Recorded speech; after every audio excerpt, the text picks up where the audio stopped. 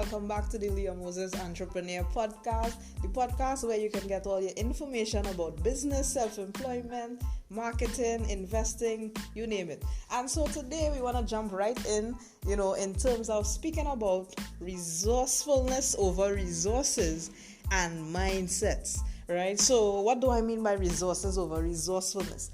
Now, a lot of times we have a lot of goals and dreams and things that we want to do, projects that we want to get started, things that we wanted to build, but we have one issue a lot of times, and that issue is capital. We all wonder, how do I get the money to do this? Or you may say, I don't have the money to do this, or I don't have the assets required to get a certain job or task done.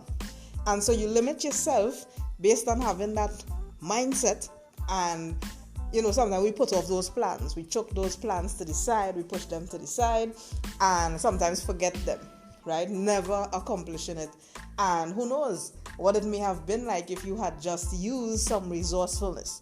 So what is resourcefulness? Now, a lot of people use resourcefulness even though they have resources, but we'll get to that. So resourcefulness is really that drive within you to do all that it takes to get what you need to do what you want to do.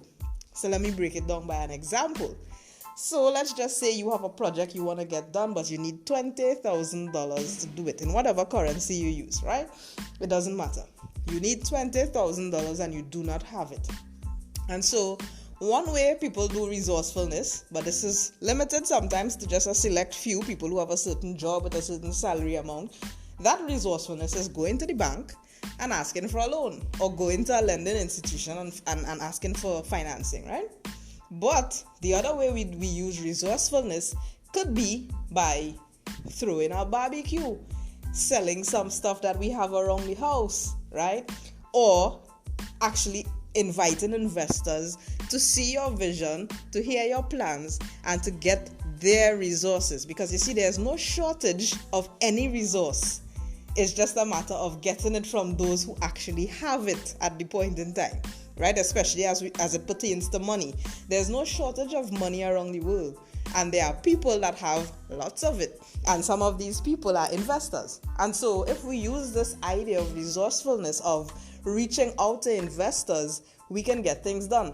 And so that is what the GoFundMe platform has been built upon.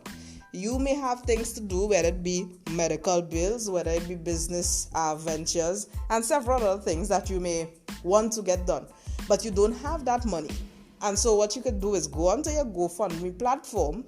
You have a space whereby you can give all your reasons or list the cause that you have and indicate a sum of money that you are hoping to raise. And of course, once it catches the attention of those who may be interested in that, people donate.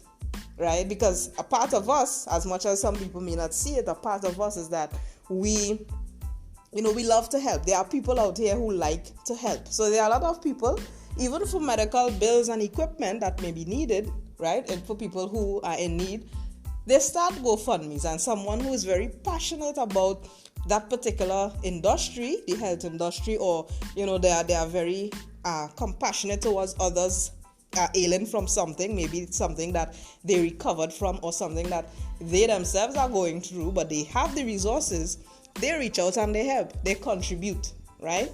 And so these are some of the things that you could use when it comes to resourcefulness. Now, I spoke about those who have resources also use other people's resources, and that there's nothing wrong with that. That stems from a concept we know called OPM, aka other people's money. So yes, if you go to the bank or the financial institution to get a loan, you are literally using other people's money, right? That's coming through the bank, but it's really all the customers that deposit there who made up this money, right?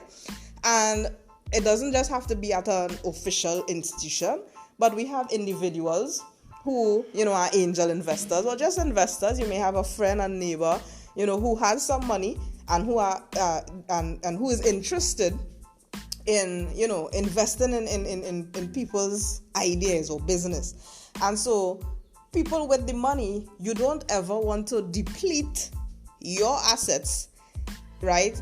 or trade up your assets for a next one. The goal is really to add an asset on top of what you have. So your cash back in accounting days, cash as current assets, right? So your cash is supposed to be preserved, right?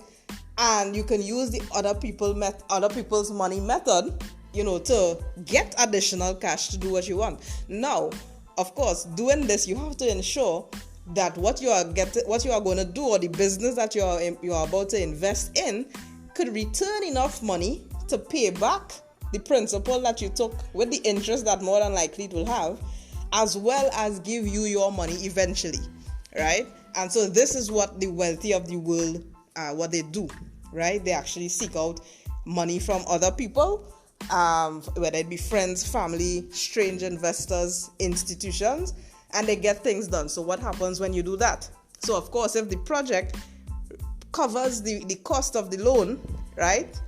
Then of course, at the end of paying off that loan, you still have the money that you had in your bank account or wherever you have it, and now you have this additional business, you have this additional asset, right? That could be producing more money, thereby adding to your wealth, your overall wealth or your portfolio, as we call it, right?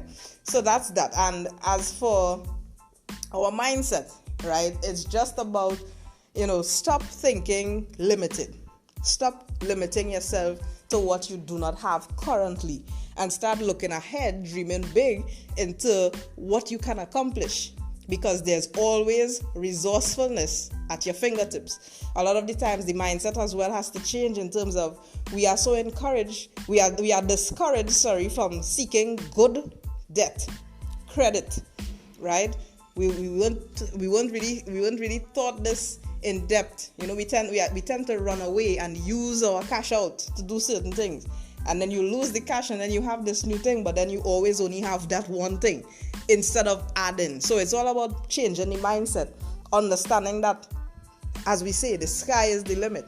You could use other people's money. There are people willing to do it, right? It's not about stepping on someone to get where you're going. There are the key people who are more than willing to share or lend or give their resources to others to get to where they'd like to go.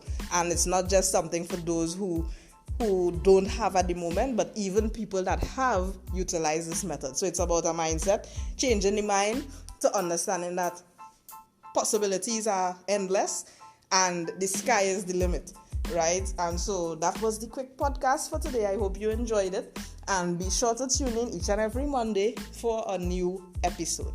Thank you.